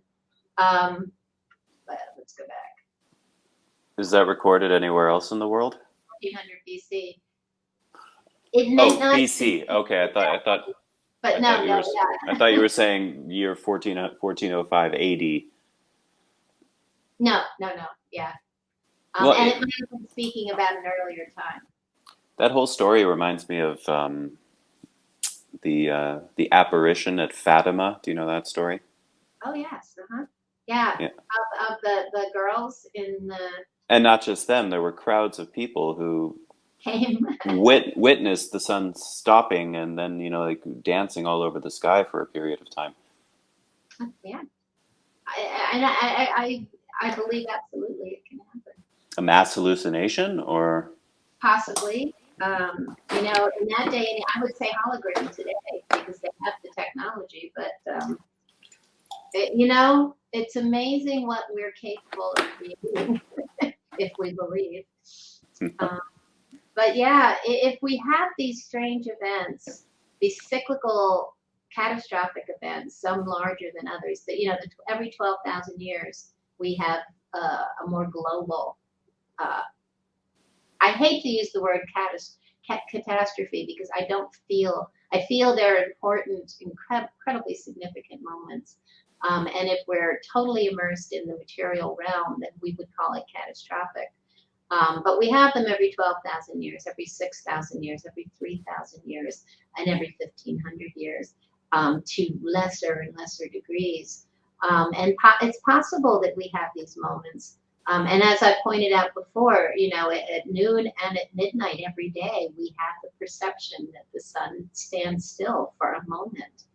And before it starts journeying it downward, it descends into the sky until it crosses the horizon and sets in the west. So when we have the solstices where the sun the days don't get longer or shorter for 3 days. And of course we have them in the great year, and that would be every 12,000 years. So this is what we're talking about. So who knows what happens in between. But this is a great image. It's from Dr. Metin Gundos, and he's showing the underlying meaning of the netter Mantu. And Mantu is really quite interesting.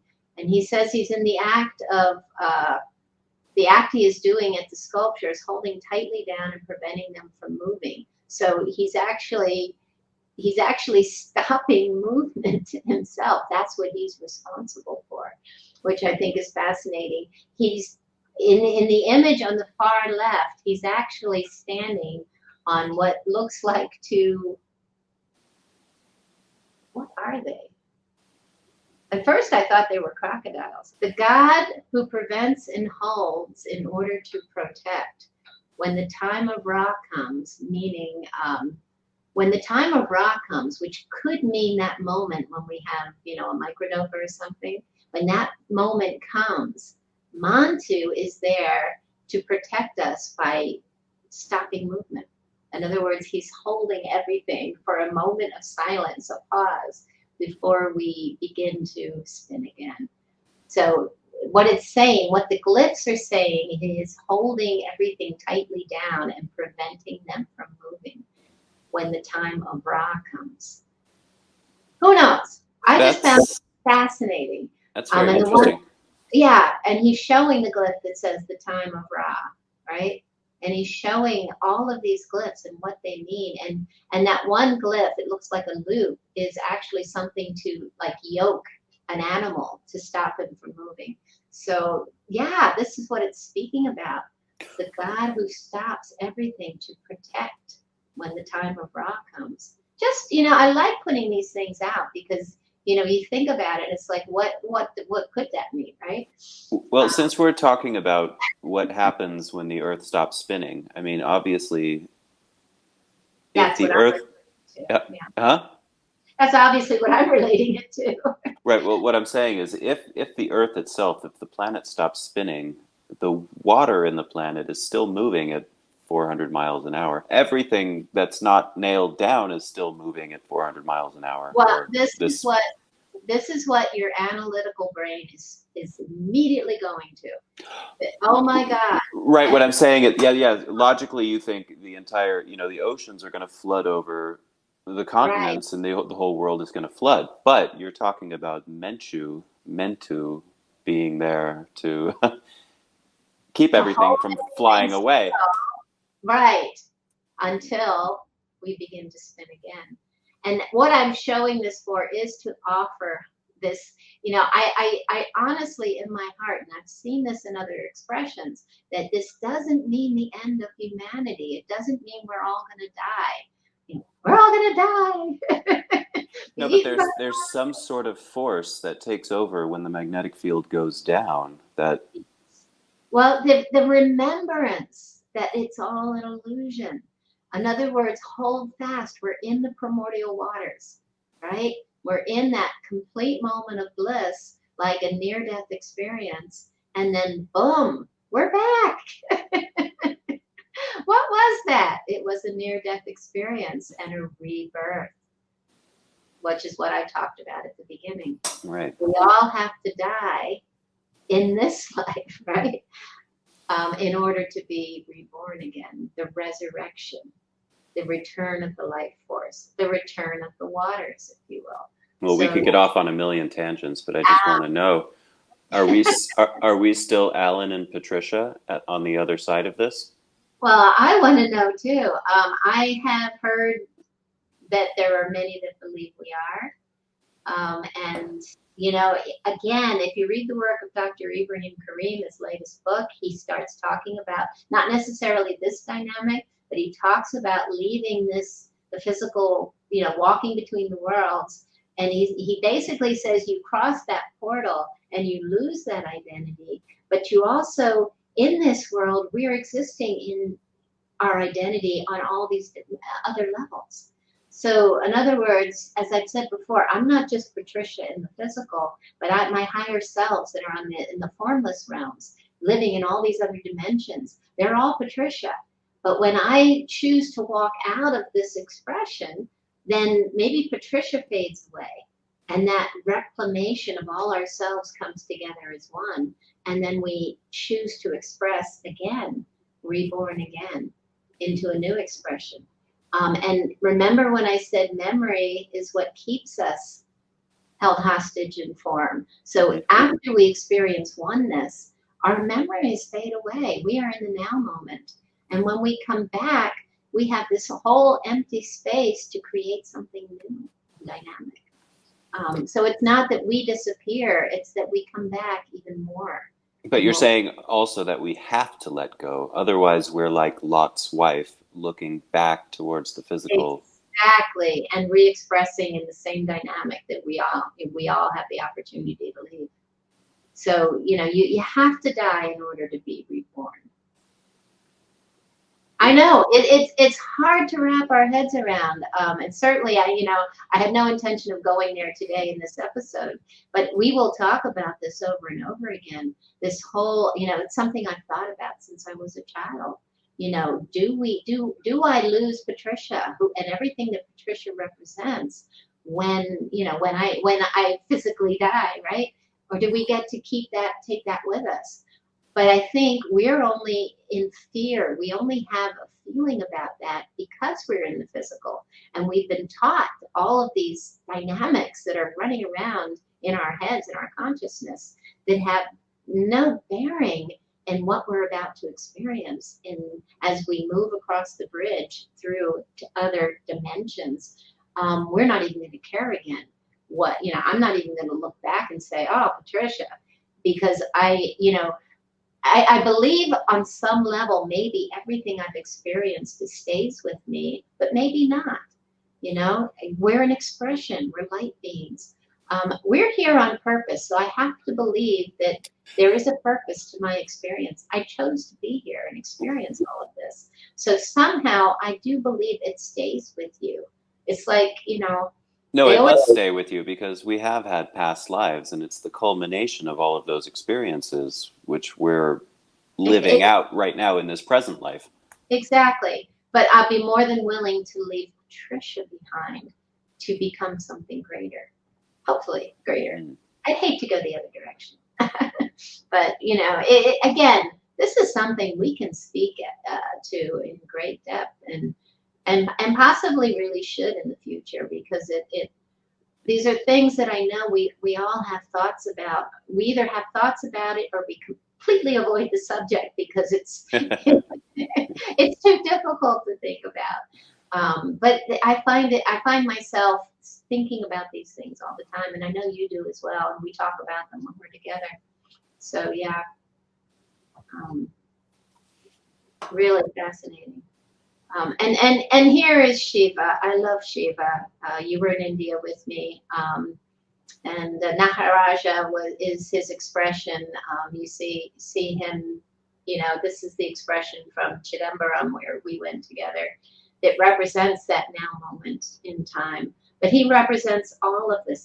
He's the Lord of the dance of all of our expressions,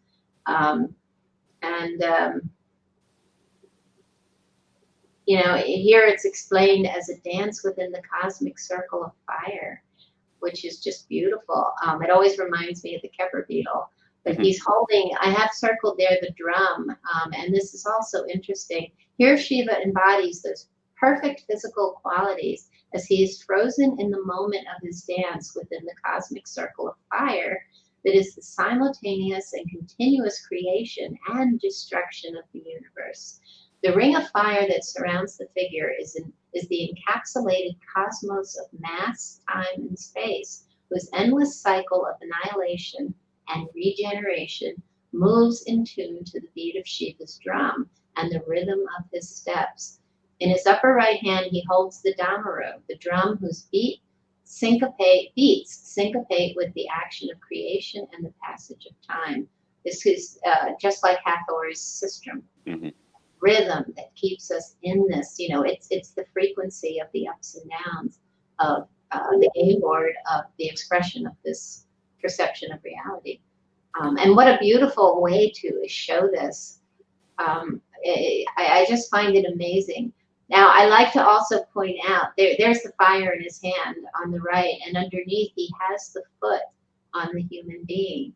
And so what he's doing is, and we've talked about this, killing the beast, stopping the chaos. His lower right hand with his palm raised and facing the viewer is lifted in the gesture of Abhaya Mudra, the Abhaya Mudra, which says to the supplicant, be not afraid, for those who follow the path of righteousness will have my blessing. Be not afraid. Shiva's lower left hand stretches diagonally across his chest with his palm facing down towards his raised left foot, which signifies spiritual grace and fulfillment through meditation and mastery over one's baser appetites. We've talked about this. In his upper left hand, he holds the Agni, the fire, the flame of destruction that annihilates all that the sound of the Damaru has drummed into existence. That's the digestion of the physical. Shiva's right foot stands upon the huddled dwarf, the demon Aspamara, the embodiment of ignorance, right? What is sin? Ignorance. That's what sin means, lack of knowing. So, this is a beautiful expression in one netter, if you will, or God in India that represents everything we've been talking about. So look at this beautiful serene expression. Peace amidst the chaos. That's what I call it. But here we have Shiva's hair, the long hair of the yogi, streams out across the space within a halo of fire that constitutes the universe. Throughout his entire process of chaos and renewal, the face of the god remains tranquil, transfixed in what the historian of South Asian art, Heinrich Zimmer, calls the mask of God's eternal essence. And this is such a great lesson for us. So through all of these cycles, the key is to remain, in peace amidst the chaos. This is how we walk through all of these times. And just smile. This is the walk of the master. That's exactly it. That getting wrapped up in the chaos, having fear, getting angry, all of these things are there to pull us back into 3D. And if we can remain serene and peaceful, we've seen the movies about the masters and the great adepts who can walk through walls, and they're all serene and peaceful. And as long as we are all emotional and with the chaos, running rampant, we're going to hit that stone wall every time, because that's what it does. It keeps us in the physical and believing that everything is real. They're riding the current instead of fighting it. Well, actually realizing that the spoon doesn't exist. Yeah. Right? That's how we bend the spoon. It doesn't exist. It's all an illusion. And so here we go again. Nothing outside yourself can cause you any trouble. This answers the question we had just a little while ago. You yourself make the waves in your mind. If you leave your mind as it is, it will become calm. It's funny, we create our own chaos. We create our own walls and all the things that stop us in our tracks. We create them. That's Hathor's mirror. And we can all walk through those walls if we just remember that they don't exist. Mm-hmm. It's all an illusion. So, according to Islamic teachings, the sun will eventually rise from the west. Where have we heard that before? But only when the day of judgment arrives, and this event is known as the day of resurrection. On this day, all of humanity will be judged for their deeds in life, and the sun will rise from the west. Now, again, this is a religious teaching, so judgment has to come into play. Mm-hmm. And of course, Hakim would say, that was the game of the priest. That, that if there's any judgment, it's self-judgment. But the judgment is all about. It's every day we live. We're judging ourselves, our consciousness, that's our conscience. It's always with us saying, oh, you shouldn't take that, or you shouldn't eat that, or you shouldn't do that, or we're constantly judging ourselves. That's the judgment. I believe that moment of silence is when we realize that it was all an illusion.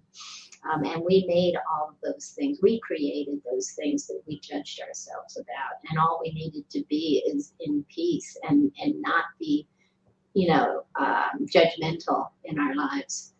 But yeah, it's written everywhere, though, that this is the dynamic. This is the pattern. Know the pattern and know how to walk the path. So a weak or reversed field could disorient species that use magnetism to navigate. So we just talked about, think about all of the animals that actually vibrate, they migrate and they live according to, electromagnetism, and suddenly everything shifts. And I'm pointing this out because this is what's happening on Earth today. Our magnetic field is weakening, and we're finding that birds are basically, our animals are acting up and they're confused, and we have, fish, sharks attacking boats, and we have, lions and tigers and bears attacking people. And, we think they're isolated events, but if you pay attention to worldwide news and here in Egypt, I see news from everywhere, and these events are happening everywhere. When we have a solar flare, my cats go wild, especially my one cat, Jasper. He starts literally climbing the walls, and it's always in sync with solar flares. And I've heard many of my friends say the same thing. And, of course they're affected. Everything's out of sync. And so, we also have this ability within us, and we're out of sync as well. So, to understand these things is to learn how to walk through this time and stay in peace. When we know we're having a day where we feel everything's off and we're completely frustrated, to understand that there is a reason, and that, we can find the tools to find our peace again. And here's where I will stop and ask the question, how do we free the unicorn or the beautiful maiden? How do we reverse everything? Because this is what we're talking about. It's time to turn over and rise. And this is literally what we all are seeking, is that moment of bliss. We want to bring it back. And so here you see these beautiful images, and one we see the unicorn is on Mother Mary's lap. Or it could be Mary Magdalene. I do see it. It looks like what could be a chalice there. But it's said here that it's an image of Isis. So, also who becomes Mary in the dogma. But, it's the power of God on earth as love sitting in the lap of Mary or Isis, who's sitting on the throne, the power of God on earth. And it's, as we've already said, it representing unity consciousness, unicorn, unity consciousness. And only the gentle, pensive maiden, the virgin Virgo, has the power to tame the unicorn, emotion in chaos. And so here are these beautiful they call them mercats, which I find fascinating because it's mare, which is, the Mary, it's the currency, and cat, feline, all in one word is where we get the word market. And these are market crosses. And that crossing of point, we've talked about that. The crosses are the portals. Those are those moments of silence. So these marketplaces were the place in every little town and city. We see them in Scotland everywhere. It was so cool. And I took some of these pictures. And interestingly, they're usually centered around a well. Yes, always having to do with water. Running water underground, crossing channels. Exactly. But it was the place where the community came together in unity to share and trade their wares. It was supposed to be a place of celebration and togetherness, and a place for, again, where everybody came together. Now everybody was all just sesh, if you will. So that was the whole concept of these center squares. Vortex places of resurrection. So crosses, and we talked about this many times, they're portals. And it was also an indication of the town's relative prosperity. Early town crosses may have continued the tradition of church crosses that were used to mark consecrated land or sanctuary boundaries. They represented the sanctity of the marketplace, where business dealings were conducted under a pledge of honesty. You know, there's that purity again. Originally pillars of wood, they were the communal focal point of public events. So again, a symbol of community and abundance. I just love it, just beautiful. So here we have our cross keys, that symbol, one of the emblems of the Vatican. And it's, you know, the silver key opens the silver gate and the golden key opens the golden gate. And we've been through this. And that center crown representing that moment of the power of God on earth in the moment of silence, that center crossing portal. Just like we saw the black shape, the head of Osiris, like we saw over the image of Sokar earlier in the presentation. Beautiful, perfect, absolutely. And I'm going to show you some more images in a moment. So again, these Mercat crosses, they captured one of them and from its skin made a covering for the ark.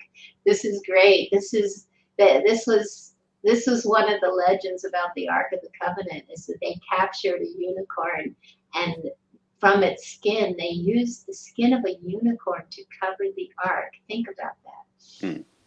So it's, again, relating the ark to this moment of silence at September, the first time. And we did all those episodes about the Ark of the Covenant, and that's exactly where we, you know, this was the summary of all those episodes. That it's that moment, and it doesn't represent necessarily a device. It represents something even more profound. So yeah, and of course, you know, you're going to start seeing these things everywhere. Mm-hmm. This is such a beautiful story, and I had to share it. This is particularly written by Orna Ross. She's an Irish poet and novelist. And it's speaking about the primordial waters of Nu, that place of complete oneness. And it's the Celtic story of Orion. So once upon a time, there was no time. There were also no gods and no man or woman to walk the land. There was only the depths of the sea and its dark eternal quiet. A strain of melody moved across the endless waters, a whisper first. The music was Orion, the great melody. And it grew into a great spiraling, gathering sound and momentum, reaching further and louder, building to a great crescendo until, where the sea met the land, a seahorse came to be born of the white sea foam. She was a mare, and her name was Ioka. Isn't that beautiful? How it's of Zeptepi, the first time after the moment of silence. And it's a white horse. Truly fascinating. So, you know, it goes on. Orion did not cease with the initial creation. Many more came then, emerging out of the sound that was singing itself through the waters, like Horus, one thing begetting another, until from an oak tree, Ioka sprouted a plant, which gave birth, the tree of life, right? Which gave birth to the first god, Neter, force of nature. They made it and begat more gods who felt lonely because they did not have anyone to be godly with. And so from the wood of an oak tree, they created the first man and first woman. Adam and Eve. Adam and Eve, as well as the other animals. Giants too were born from the bark of that tree when Ioka hurled it into the water once. Orion in great delight sang on and still sings today, filling creation for all those who can hear with its divine harmony. Just a beautiful, beautiful mythology that is, again, ancient. It's the primordial waters. Look at that image. Just beautiful. And this image, I'm pretty sure I've shown this before, but it speaks to the same thing because it's a place where they perform these rituals to speak to these eternal cycles. And this is from Nile magazine. Each year, the ancient priests of Edfu Temple carried aloft a sacred statue of Horus to the temple's roof terrace, where the God and creation was rejuvenated, resurrected by the sun. Here we see the priests returning back down to the temple's dusky sanctuary. You see them on the walls. This procession is hewn into the walls of the staircase so that it would happen every year for eternity, whether people were around or not. This is at Edfu, but we see the same processions on the walls in the stairwells of the Temple of Hathor as well, where they perform similar ceremonies. So again, etched in stone to create this idea that these are eternal cycles of life, death, and rebirth, reawakening, rejuvenation. And here's where it really gets fun. This image is actually from one of the golden, it's actually gold-leafed container that held Tutankhamun's mummy. And what you're seeing, it's just everybody scratches their head and looks at, what could these images mean? You're seeing it's images of the sun feeding these walking lions, right? With this image of what, of course, has to be Osiris at the bottom. And I have better images, so hang on. But we're looking at electromagnetic transformation. Earth's lines, grids of currency usher in the new dawn. These androgynous feline-headed demons, and this comes from John Coleman Darnell from the enigmatic Netherworld books of the Solar Syrian Unity in the tombs of Tutankhamun, Ramses VI and Ramses IX. This was posted by Glenn Morris from an Emhetep Facebook group, an incredible group of people speaking about ancient Egypt. But he says these androgynous feline-headed demons, ingesting the light of the sun, assist the sun in his return to primal matter, a state of chaos. The scene on the Tutankhamun shrine is another statement of the concept of rebirth through the return to primal chaos, such as that depicted in the 12th hour of Amduat, wherein the bark of the sun passes through Apep. That's the big serpent, sun-wave serpent. The arms of the entities are hidden within their clothing, concealing their hands, which hold the mysteries. This pose is known for priests carrying sacred objects in later Isiaq and Osirian ritual. What I'm seeing here is the felines. Earth's currents are being fed by the sun's currents. Well, we're talking about solar flares, right? So as the sun starts to send these flares, these CMEs, all this activity, radiation at us, it is affecting Earth's currents. And therefore, you can see it behind the lions, it's affecting us because Osiris represents us. He is the land, he is the people, he is the earth, he is the humanity that lives on the earth. And so those currents are then affecting us. And this is what's happening on the planet today. And we'll continue. Here's a larger image so you can see there is the sun, and it's on that somewhat, it's like a pillar, but you see a serpent in the pillar, right? So we're talking about energy. This is radiation from the sun, solar wind, coming into Earth's currency, felines, right? And again, affecting everything on the planet. The movement of the sun feeds energy, and you see the sun's walking. It's in movement, right? So the movement of the sun feeds energy to the felines, and everything is affected. We talk about the Schumann frequency, and so many people are talking about it. This is showing us. Here it is. Are you with me? Oh, absolutely. Isn't it incredible? It's so amazing that it's showing a dynamic relationship. They were not worshiping the sun. They were recognizing how the sun affects us and our perception of reality on Earth. And what's really interesting is what I have inside the red circle, these images of the sun walking toward each other and then reversing direction. With what looks like a sistrum in between. The rhythm changes and reverses direction. And here you see another image of this. So, after we turn over, we rise. This is the key. This is what it's all about. the sun is basically, which is affected by the center of our galaxy, right? It's all a series of connected events.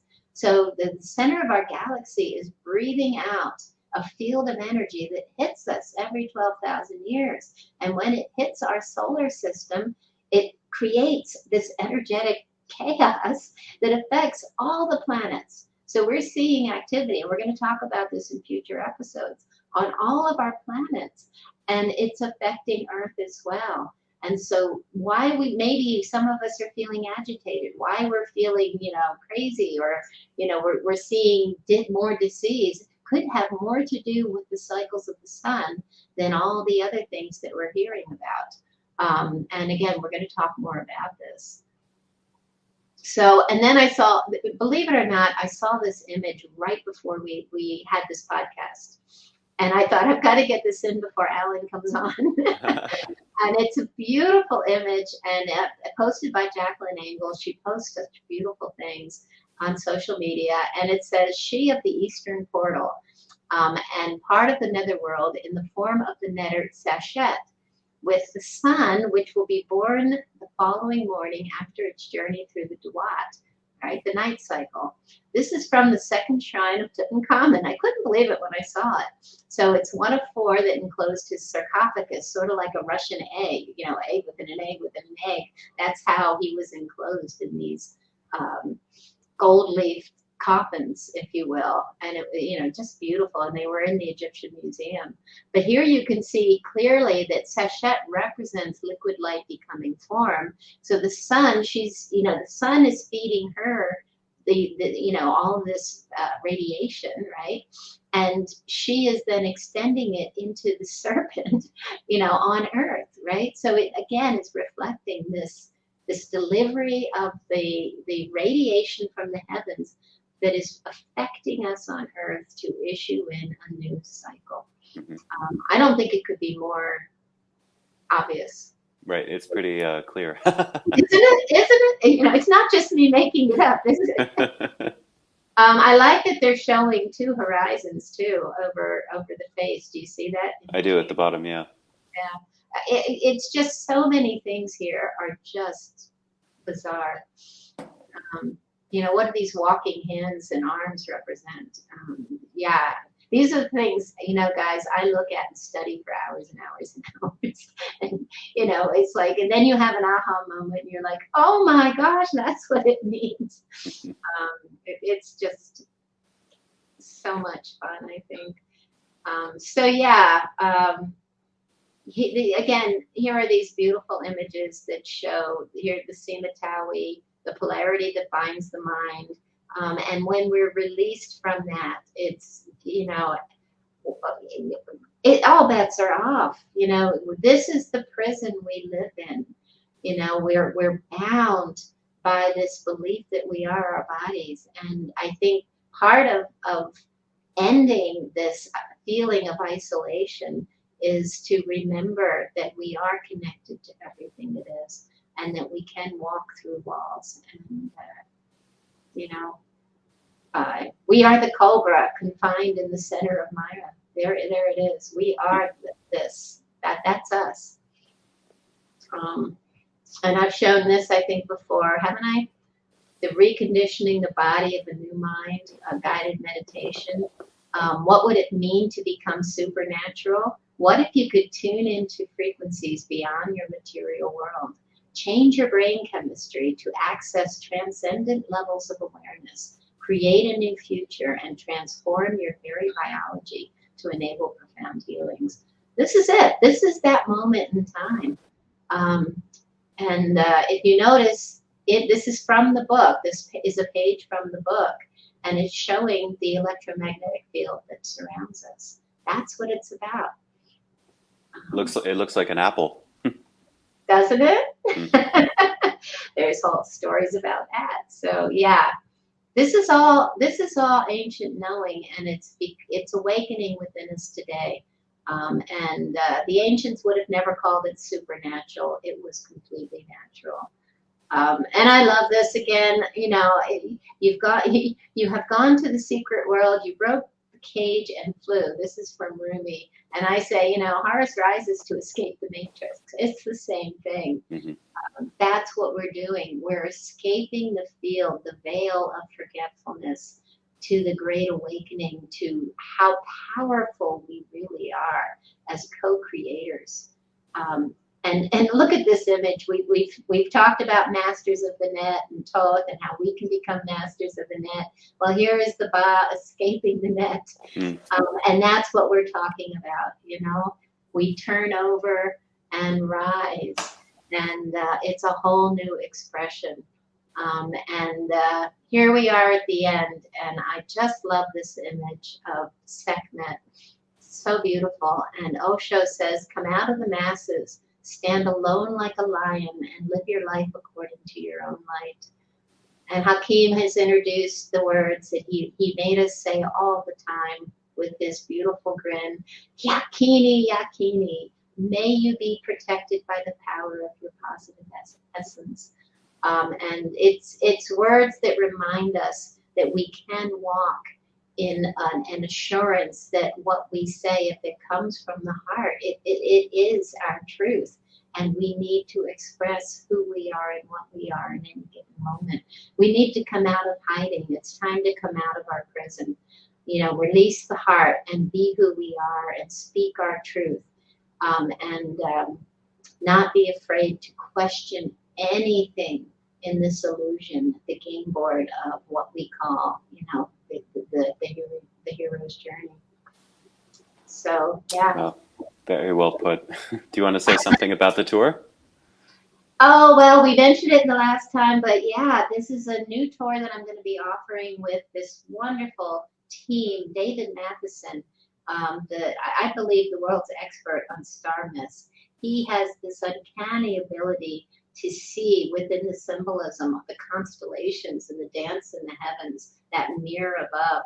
And we've had conversations. In fact, we just did a podcast together, and with his partner Ksenia Moore, who is a well-known astrologer in Australia.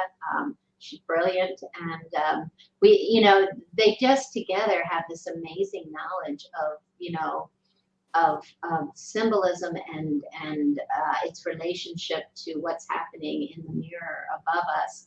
And he's done a lot of work, David, with Egyptian mythology and symbolism.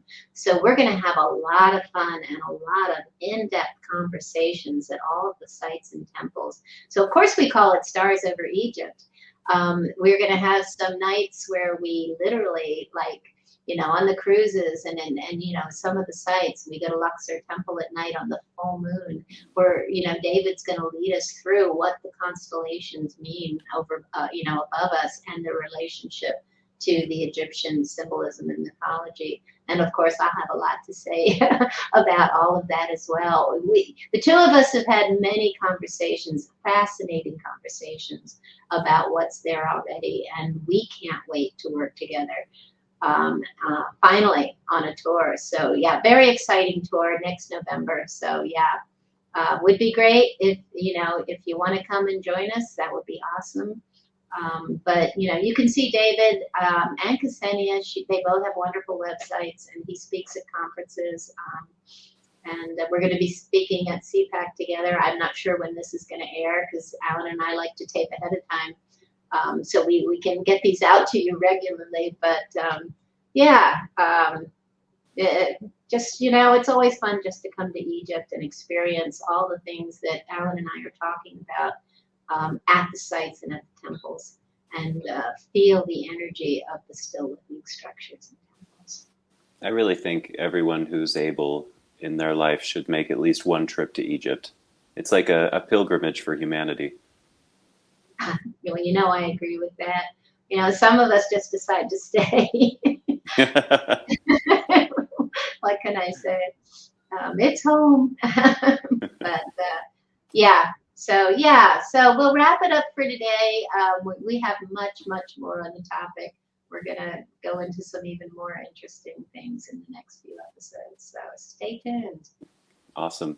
Check out our website, horusrising.com, and please like, share, and subscribe, everybody, and we'll be back very soon with a lot more. Thanks, Patricia. Thank you, Allan.